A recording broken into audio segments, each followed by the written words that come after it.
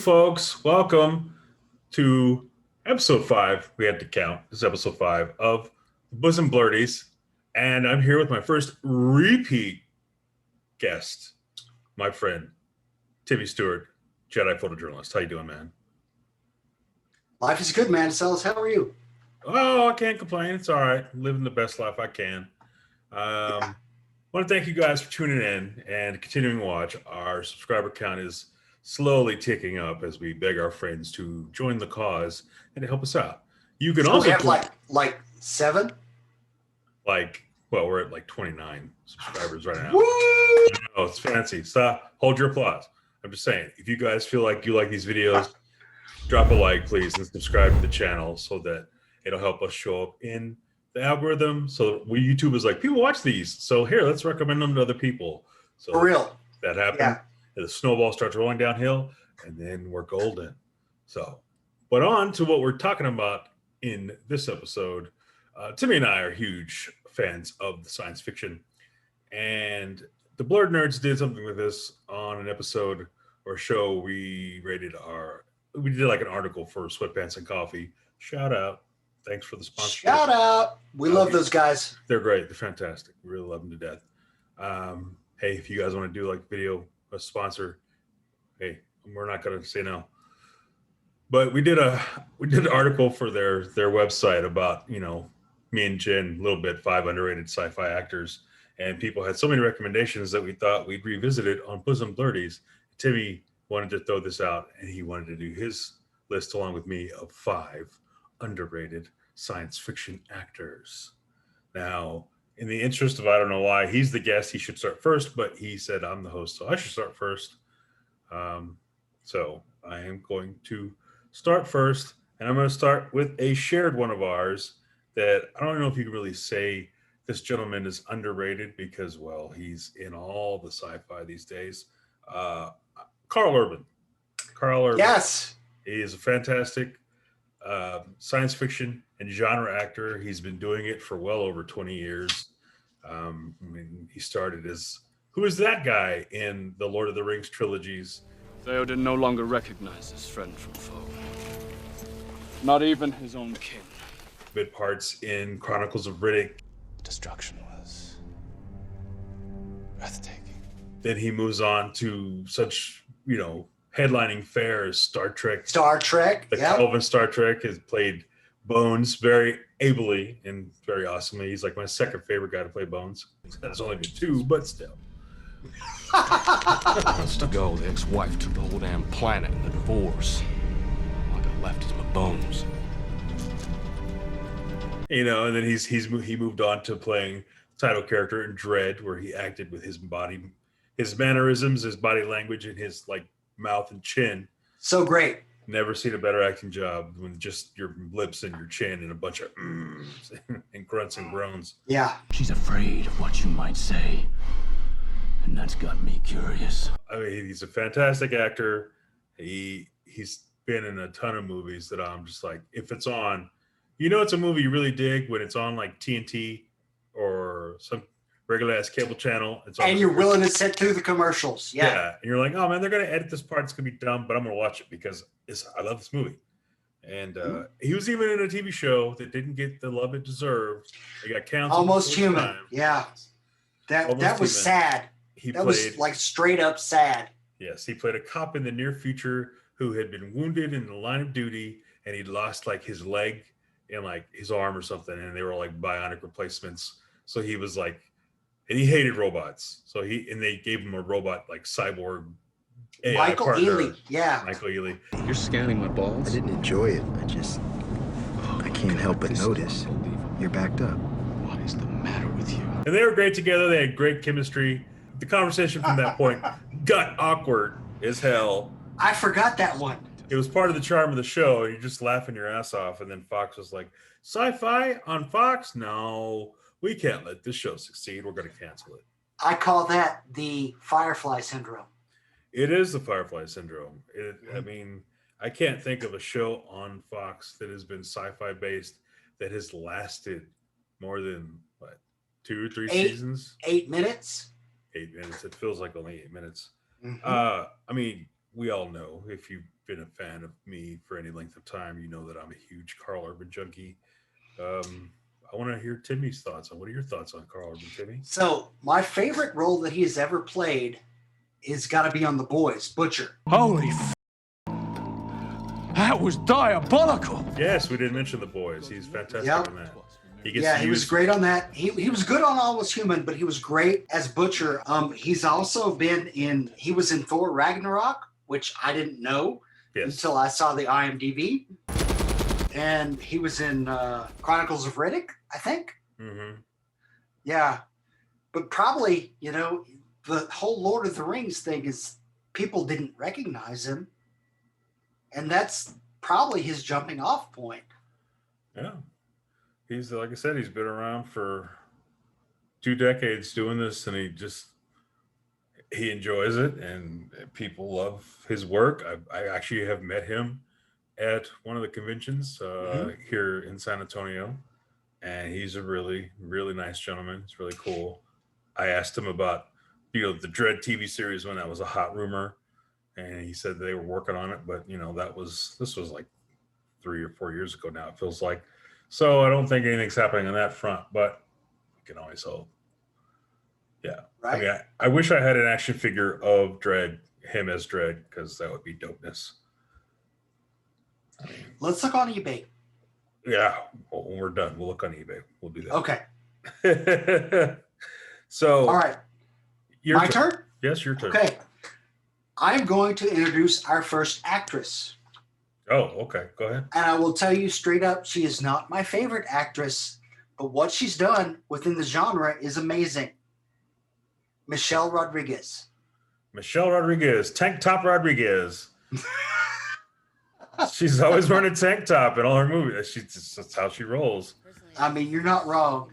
She was great in Avatar. Well, she was great before that, but as far as like nerdy stuff goes, Avatar, she apparently was in Alita Battle Angel, which I've never seen.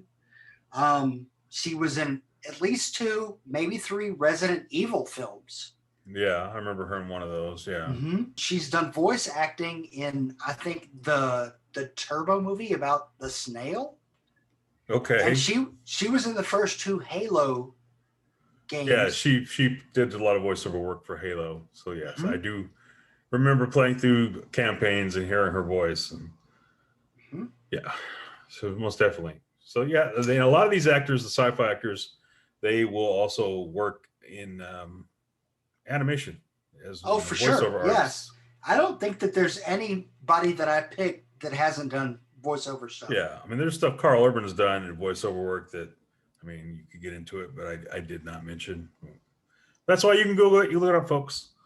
So, So Michelle Rodriguez isn't your favorite? No, she's not my favorite actress by far, but within this genre, she's kind of badass. She is. She's kind of badass in general. I mean, I know her more from the Fast and Furious franchise. Like all 37 of them? Yeah. Well, yeah. And I'll watch all 37 of them because, damn it, they're dumb as hell. But I swear, they're fun. I swear if I'm not there opening night, like, this is going to be the dumbest movie I watch all year. But if I don't watch Dominic Toretto, Vin Diesel, jump a Charger off the side of the space station in Fast 9, I swear if I don't see him drive a car out of the International Space Station while it's on fire, while the car's on fire, with thrusters coming out the back, I think it's going to be a missed opportunity. I don't want to die! And that brings me up another point. We're talking about sci-fi and fantasy films, but there are other nerddoms. Oh, you can also be, I mean, you're a super football nerd. Yeah, I am. But we can also be like super action film nerds. Right. See, there's some of us that actually like Tom Cruise. I'm not one of them. You are? I love Tom Cruise. I mean, as a person, he's creepy and weird. And the whole magic church people thing, it's not my... We try not to mention that word because YouTube algorithms, they'll be all like, flag us and crap. But I just, that part is weird. However, the man is dedicated to his movies, to his craft. Like, if he wants a stunt to happen, He works his ass off. like with the Mission Impossible 7, the one with what's his name, the big swole guy, the one who played Superman, Henry Cavill. When he was in that one, there was a stunt sequence he did. The mustachio? Yes, there was a stunt sequence he did where they were fighting in a helicopter, and he wanted it to look realistic. So the man learned how to fly a helicopter, and he like did the majority of that stunt himself. I actually saw that one. Yeah, he puts so much effort in his movies. Yeah, he's an honorable mention, I guess. I replaced him on my list with someone else I forgot about that should be on there, more deserving. But the movies he's done, like Oblivion, is one of my favorites. It's underrated. Oblivion is great, but I like. And Timmy has frozen. But repeat that, because you were like, you froze there for a minute. I said I like Emily Blunt better than Tom Cruise. Yeah, she's cool. I like her too. But yeah, I mean, Edge of Tomorrow was great. Come find me when you wake up. Oblivion was great. And Minority Report is a classic. It's a Steven Spielberg classic. The future can be seen. You're not wrong. I'm glad to hear that. But since I guess it's my turn, before we get too off track, I wanted to mention my first actress on this list. And we're not limiting this to just movie science fiction. No. There's TV science fiction as well. And the one I wanted to mention, and she's classic, doesn't get a lot of love from the general populace, Amanda Tapping. Ooh. She is transferring from the Pentagon.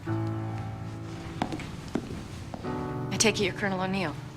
Captain Samantha Carter reporting, sir. She played ably and awesomely Colonel Dr. Samantha Carter in Stargate SG-1 for 10 seasons, and then another like 2.5 seasons as, Colonel Carter on Stargate Atlantis.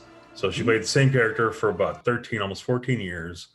And I watch the entirety of both of those series through at least once a year, every year.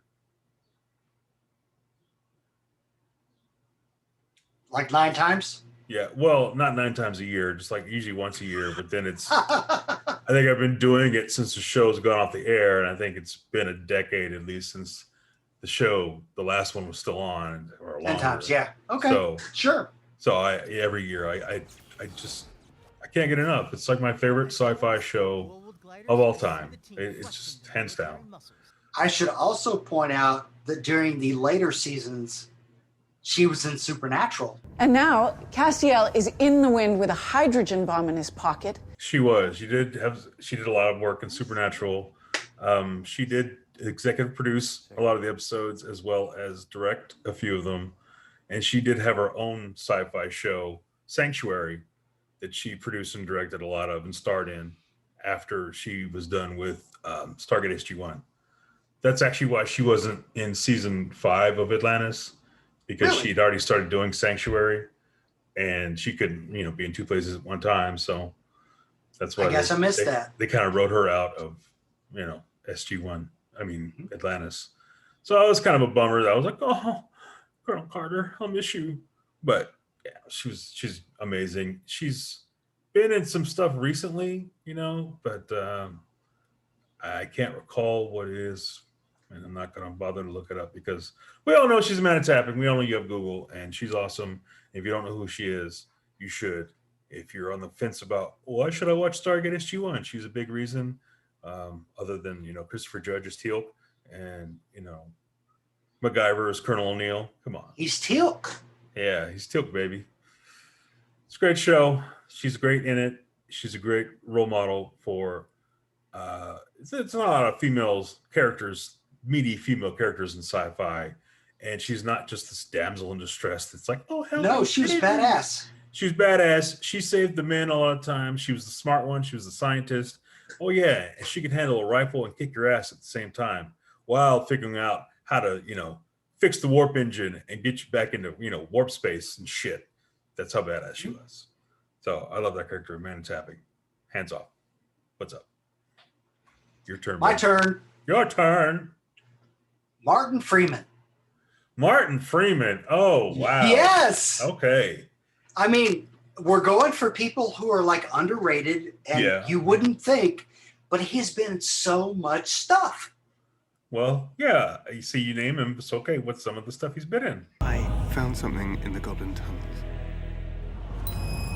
The Hobbit, Black Panther. Go! We can't let those weapons get beyond Wakanda. All right, I'm on it. Wow, yeah. He's been in the Nick Frost and Simon Pegg trilogy. Yeah. Hello, Nicholas. He's been in all those. Sherlock. Afghanistan or Iraq? Sorry? Which was it, Afghanistan or Iraq? Afghanistan. He was in Hitchhiker's Guide to the Galaxy. He was, He's yes. been in Fargo. He was actually not so nerdy in the original cast of the original version of the BBC, The Office. That, as far as I'm concerned, is ancient history. Yeah, that's right. He has been around. Yeah, he's been around for a long time. Probably one of my favorite non-nerdy roles for him is in Love Actually. Yeah. God, what did he play in that? He was a stand-in for somebody who was shooting a porno movie. Really? That's Yeah. interesting. Yeah, no, but he's great, and nobody ever thinks of him. So I love Martin Freeman. Yeah, he's not. I didn't even think of him at all. Coming across my list, I was like, "What?" So thinking about him was the original reason I suggested we do this episode. Really, you're like, Yeah, just he sitting was around number one on. thinking about Martin Freeman. Like, you know what? No one really thinks of him in society. I saw him in something, and I was like, he's so underrated. So I was like, let's go with Martin Freeman. How about that? Mm-hmm. That's a good choice. You know what? I have an excellent choice that may top that one. That Go. I'm gonna hit you with this one. Jeffrey Allen Combs. Who? Exactly. Jeffrey Allen Combs. You may not know his name, but you recognize the face and the voice if you watched any of the Star Trek series, Enterprise, Deep Space Nine, Voyager. He played a couple of roles on DS9. He played Brunt. You can't kill me. The Ferengi FCA advisor that was always riding on Quark's ass about his bar and his business dealings. He played the Vorta Wayun when the later years of DS9, when the Dominion War broke out. He did that, as well as on Enterprise. He played the Andorian Tylek Shran that was always a foil to Captain Archer, and then later on became his ally. So as well as he's done numerous guest spots, usually in makeup or some kind of prosthetics, so you don't ever really see his face, but you hear his voice and you know him. He's been all over Star Trek. He's made a career out of being a guest spot actor or a recurring character on like all the modern Star Trek series. And that's great. And that reminds me of somebody else that I think you have on your list who you probably wouldn't recognize whenever you walk up to them, but who is a super nice guy. Yeah, you see, you know me. You know, he is actually on my list. But yeah, Jeffrey Allen Combs, if you haven't, no, you should look him up. And if you watch any of the Star Trek series, which I'm sure if you're into science fiction and you're super nerdy like we are, you probably do. I'm going to look it up. And when you see his face or you look up later clips or whatever and hear his voice, you're going to be like, that guy. He's one of those actors where you're like, oh, that guy. Yeah. But you immediately you forget about him, or you don't see his face or know his name, but you know the work he's done. I think that's a sign of a good character actor. It's like you remember the character, but the actor playing them, I don't know. So who is the comparable character actor we're talking about? What, the one that you mentioned that said you'd think would be on my list? Yep. We're going to have to wait because it's your turn now. No, you go. No, you go. I hope Jen is captured. Like, hope she gets the right thumbnail for this with me being a derp face. Like, I'm practicing derp faces just in case she's like, I guess I like this one. I don't derp. Anyway, Should probably catch. I think this was also a crossover. Lance Riddick. Yes, Broyles. Colonel. Excuse me? Or special agent, as you'd prefer, Senator. Broyles. Yep. I remember him as Broyles from Fringe. A fantastic, literally like my second favorite sci-fi show of all time. So Lance Riddick played Broyles. He was like the guy in charge of. He was the guy in charge. Fringe division. Badass. Come work for me. He was Agent Dunham's boss.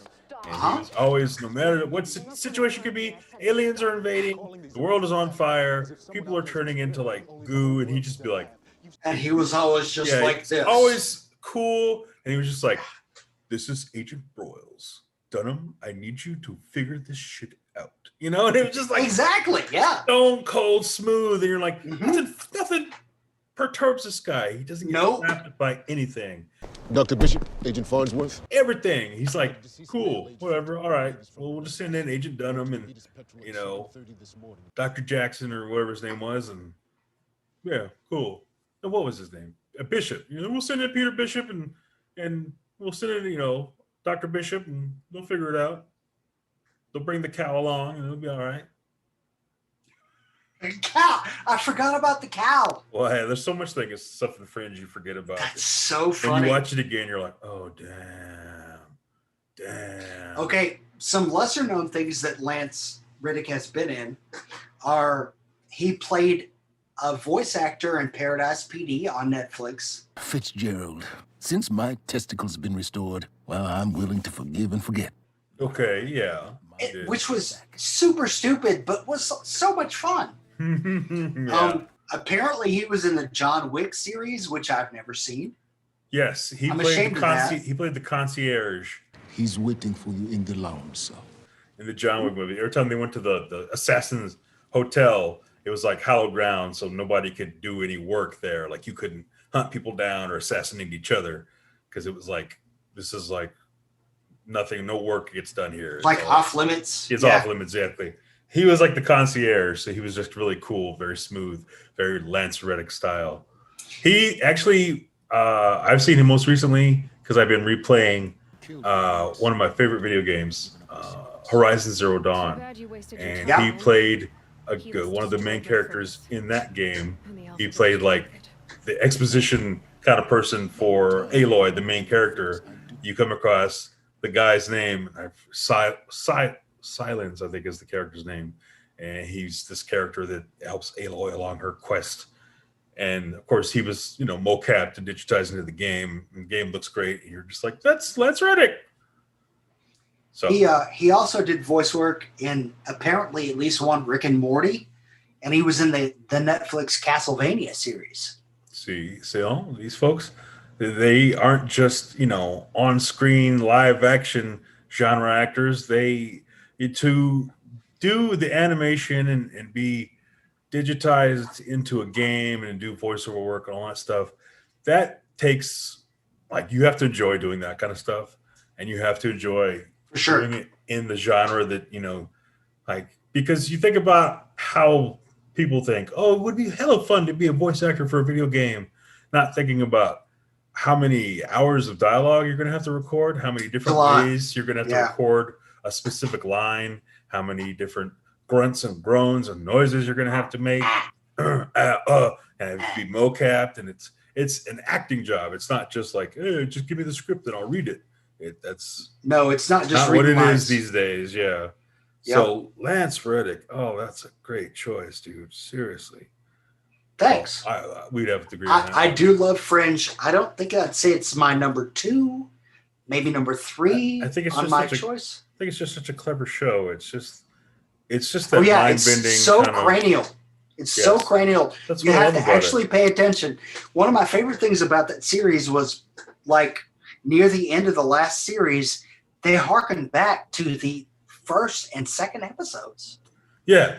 They do throwbacks. You have to pay attention. You're like, oh, shit. Oh. Exactly. Yeah. Damn. For real. That's a nice throwback. Yeah. I This Fringe is making me think of J.H. Wyman's new show called Debris. It's not quite on Fringe level, but I don't know. I'm giving it a shot. I don't know about it though. We work for a division of the government that investigates scientific anomalies. Okay. I'm not sure about it yet because I'm still trying to figure it out. But I think I can get it on Hulu. Anyway, another actress, since it's my turn now, that people might not think about. She was recently taken her name back. She's recaptured her name in the way it's originally supposed to be spelled and pronounced. Tandy Newton. People know her as Tandy Newton, the fantastic actress. She also was with Karl Urban in one of the Chronicles of Riddick movies. I don't know if it was, I think it was Chronicles of Riddick. She's one of those. She's fantastic. But she had an Emmy-winning turn as Maeve in Westworld. I love Westworld. Yes, Westworld is great. And I want to say Maeve is the best thing about Westworld. Freeze all motor functions. I know the series is about, Doris, and it's Doris, right? The pretty white girl, whatever, that's like all gone crazy and become self-aware. And it's like, you know what? I'm going to take over the world. I'm going to make everyone robots. No. I think I'll agree with you. I love Maeve. I think Maeve is the heart and soul of the show. I think I would really rather the story be about her and her, reaching sentience and finding her way to her humanity and, finding her daughter or that closure or whatever it is. I've been waiting for the showdown between her and Doris. I'm just, oh my God. If I get the lady's name Doris wrong, I'm sorry, but I just, the white lady's forgettable. I think it is Doris. I remember. I think you're right, but you're not wrong. Maeve was the best. Right. If we are wrong, Timmy will nicely edit a thing at the bottom of the screen saying they were wrong. It's actually this person. But yeah, Tandy Newton, she's fantastic. I really wish she'd do more science fiction because I think she's great. Like, people might compare her to Zoe Saldana, who's another, actress who's done a lot. She might be an honorable mention. She could be because she's also been in a lot of sci-fi. She's starred in the Kelvin Star Trek movies. She's done Guardians of the Galaxy. She's fantastic in that. She was in Avatar, and she'll be in the Avatar sequels. I forgot that. So was Michelle Rodriguez. Exactly. See all these stars crossing over with each other. It's a lot, yeah. But yeah, Tandy Newton. If you haven't seen Westworld, I highly recommend you watch it. Season 1 is fantastic. Season 2 is very confusing. You have to pay a lot of attention. Season 3 is great. It's not as good as season 1. But Maeve, her story all the way through is great. And that's why Tandy Newton has an Emmy for it. You got an Emmy for that? She won an Emmy, yes, sir. I was not aware of that. That's right. You're not aware. That's what makes her underrated. Award-winning. Exactly. And you just agitated me. I'm a smarter man now because you told me what's up. I can't be knowing unless you be telling me. I'll sell you up, man. You're like a living Google. Okay, my turn? Yes. Glenn Morshower. Oh, yes. Glenn Morshower. He's fantastic. He always plays these military guys, right? He does, yeah. He's been like general like guys. Everything.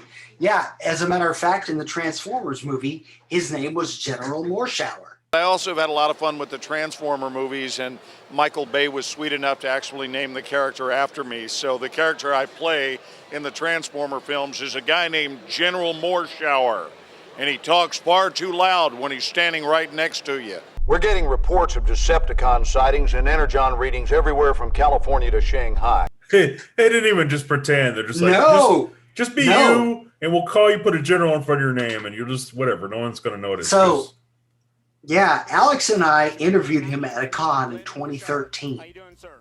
And he was like, yeah, shout out to Michael Bay for letting me keep my name in the Transformers movie. And he's like the most polite gentleman. Yes. Oh, he's very so knowledgeable. You know very why? Cool. He is from Texas. They say there are only two kinds of people in the world. Texans and those who wish they were. That's right. Get her done, son. Dallas, born and raised. Texas forever, baby. That's right. Texas forever. No, but he did. He was in that. He was in Black Hawk Down, which is not so nerdy. But if we want to get nerdy, he was in Supergirl. It's a genre film. Yeah. Agents of S.H.I.E.L.D., General Jacobs. He was in Star Trek Voyager, X-Men First Class. He was in Babylon 5. He did voiceover stuff for Call of Duty. Yeah, he's prolific. He was in The Crow. He was in The X-Files. But see, that's the sign of an underrated actor who they're in things you don't even remember them being in. No, but then you realize they're in it and you go back and watch it and you're like, first off, they were so young. Second, I didn't even remember them in this. Exactly. And he's such, I mean, it's kind of a niche character actor, but he is a great, like, military man / police officer / protector. Yeah, Glenn Morshower is a fantastic human being. He is. He's a very nice gentleman. He's very polite. He's very generous with his time. Like, for sure. I know you guys talked to him. I remember our friend Alex talked to him after, like, he was on a break or something. He didn't even have to. And Alex went up to him and they talked, must have been for like 20 minutes. And he was just so personable. He's a very nice guy. You know. Kind of like you did with the guy at Warehouse 13 on that one con. Oh, yeah. Eddie McClintock. Yeah, he was a very cool guy. We nerded out over the Hulk and comic books in general. He's a very, very, very cool guy. But this guy is probably, I believe, the last one on my list here is the coolest. And another one that I've met that you won't recognize, but if you go back and look at his work, you'll see him all through it. Doug Jones. Doug M.F. Jones. The man, he has not ever met a prosthesis or makeup he does not like. You're not wrong. He's been in countless things that you may not even remember him being in. Literally, I bet you could walk past him on the street, and if you weren't really familiar with his work, not know who the hell he is. He's been in such things as Men in Black. He's in the Hellboy, the good Hellboy movies, not the terrible ones. Doom, Lady in the Water, Pan's Labyrinth. He played Norrin Rad, the Silver Surfer, in Fantastic Four: Rise of the Silver Surfer. All that you know is at an end. Didn't realize he did that. He had TV roles in Buffy, The Flash, Z Nation, and most recently he's played Captain Saru in Star Trek Discovery under all that makeup. And he's fantastic because he uses his body language and his voice to do a lot of the acting that his face can't really express. But, like, say, for example, his most recent role as Captain Saru in Star Trek Discovery, the way he walks and the way he moves his arms, he makes sure that you feel like Saru is very alien and non-human, the way he stands and his posture. And it's all through his acting that he creates Saru and this character. He brings him to life. Like, he could have just acted like a regular person and it would have just been prosthetics, you know, with a little extra flourish. But the fact that his body language and the way he, you know, fills out the role with that, that's what makes the character truly come alive. And we had the benefit and the, you know, great honor to meet the man at a convention in Houston a few years back. After an experience we had with another actor, a sci-fi genre actor that people may like. Yes. Technical foul, don't even say it. Yeah, I'm not even going to mention the person's name, but if you are a fan of ours and you've been around long enough, you know what we're talking about. But after that experience, we got to meet Doug Jones and we got to interview him.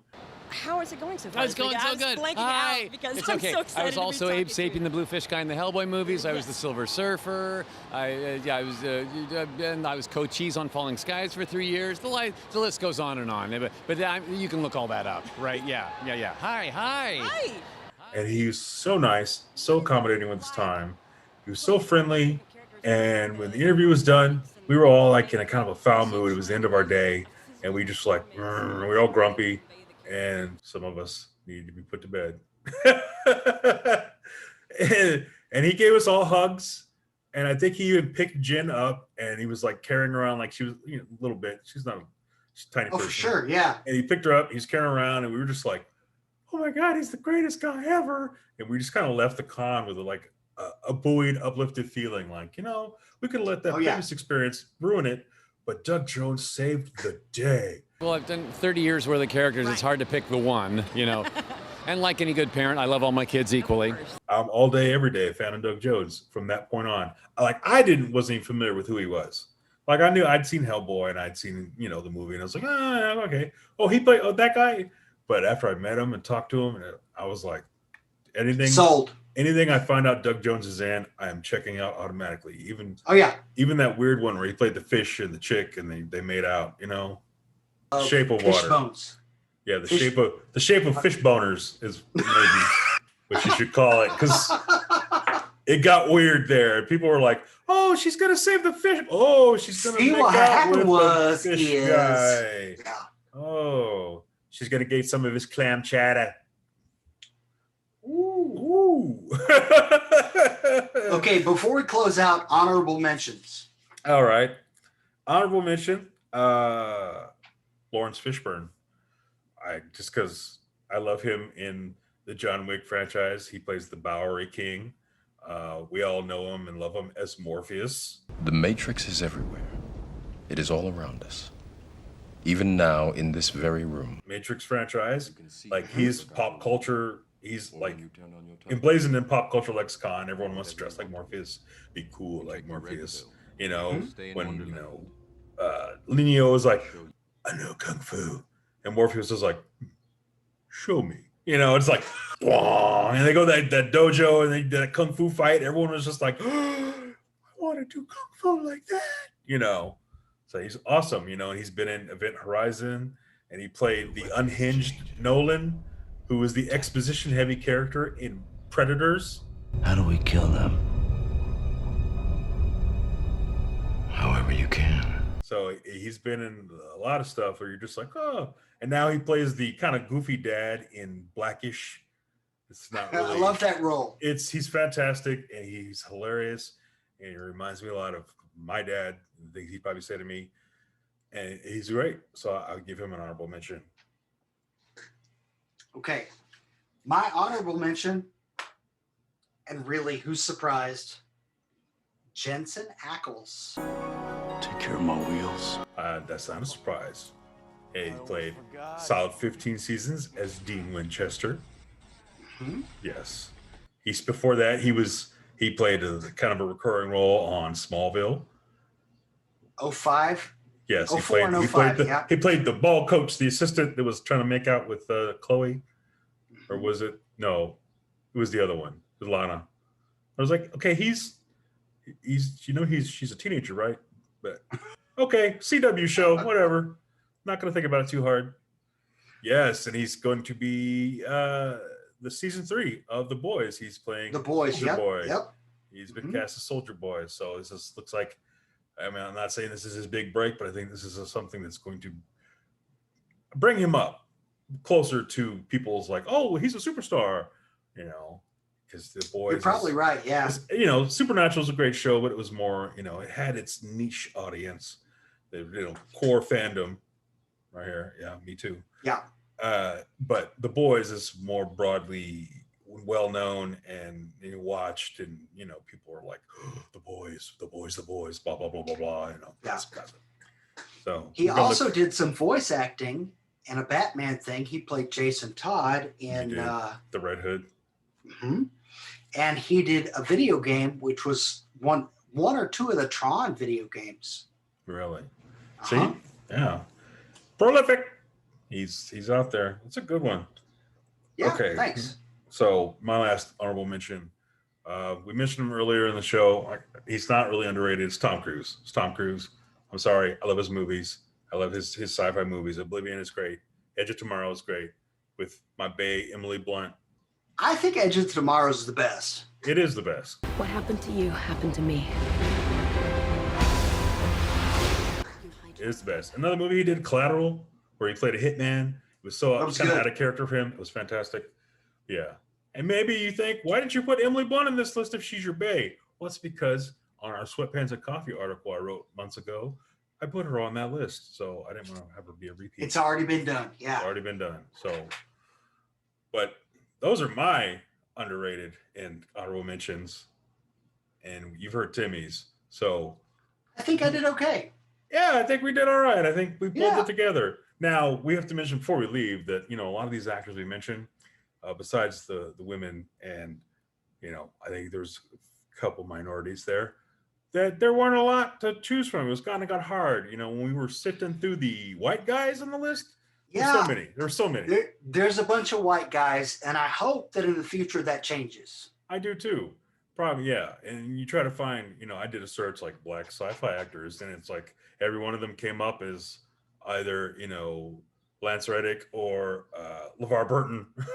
You're like, there's got to be more of them than that. Black folks don't end up going into space. They don't do sci-fi. What happened to black folks in the future is what I want to know. I need more Idris Elba. Yes. Idris Elba in sci-fi. I have a man crush on him. Get on Not it. gonna lie. I'm telling you, get on it. You were in one Star Trek movie, and then you were in that Fast 9 or the Hobbs and Shaw. I don't care, whatever it was. The one with cars and The Rock. Doesn't matter. And two Thor movies. There, unfortunately, is a lack of representation for minority actors in science fiction.